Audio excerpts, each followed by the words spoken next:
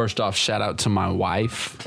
If you can't tell, she like totally cleaned this place up and got it looking legit. If you've seen some of my other videos, you remember how cluttered this place was. So shout out to my wife for making it a little more roomy. So yesterday we were having a cookout. We had some friends over. We were having a cookout. We were cooking burgers, and one of my buddies came up to me, said, "Matt, what the health is going on, man? What the health are you doing? You're supposed to be a vegan." He grabbed my burger and he slapped me across the face with it, said, "What the health is going on, man? This isn't vegan. These aren't veggie burgers." He didn't really do that, but he asked me kind of what was going on with the whole vegan thing, if I'm really a vegan, if it was all a publicity stunt with the release of the documentary, What the Health. Some think that I was a paid endorser of the documentary. So I wanted to make a little video kind of updating you guys on what the health is going on. If you remember, I made a little video about the documentary What the Health and how it compelled me to go vegan. I'm going vegan. First off, never a good idea to start a diet the week before you go on vacation. It's just not a good idea. You're probably not going to keep the diet while you're on vacation, and it's going to make it a lot more difficult when you get back.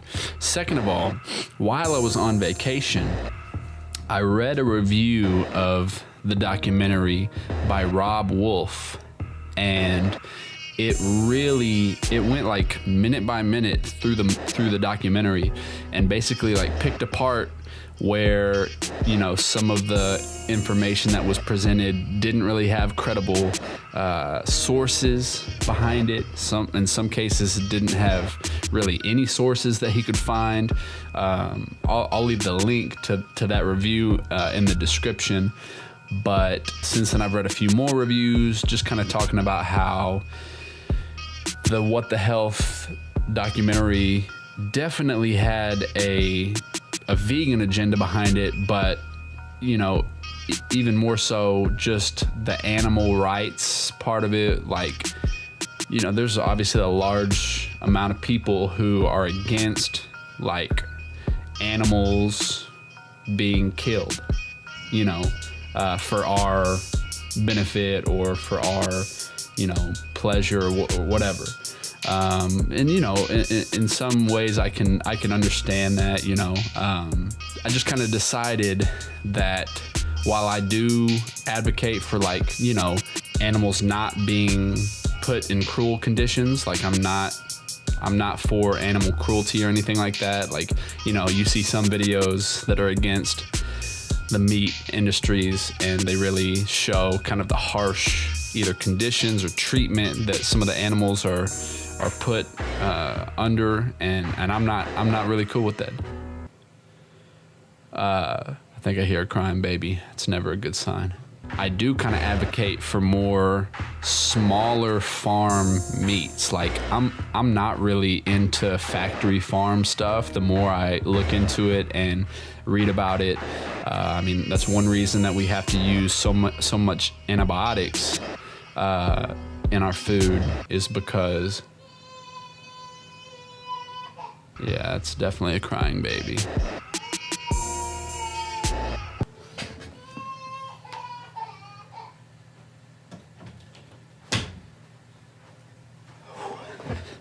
Parenting.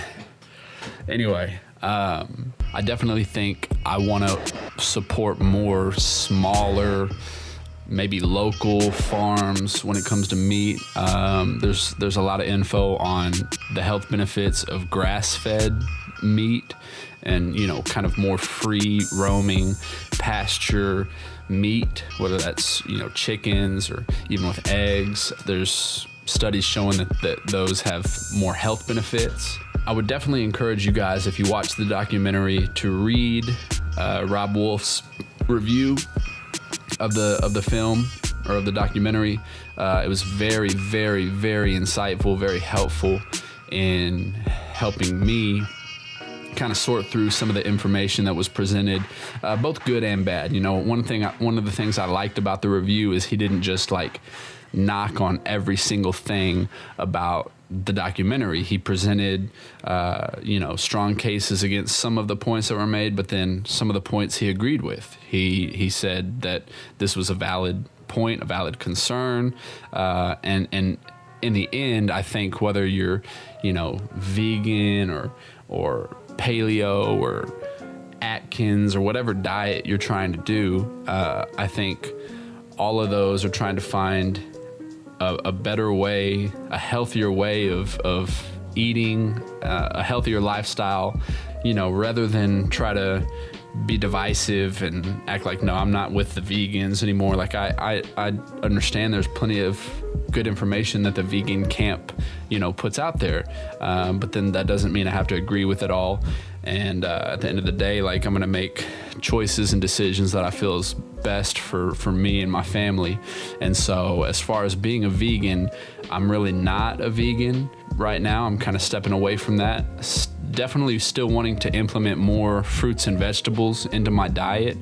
But I just want to make healthier choices. And so I want to educate myself on the information the research that's out there right now.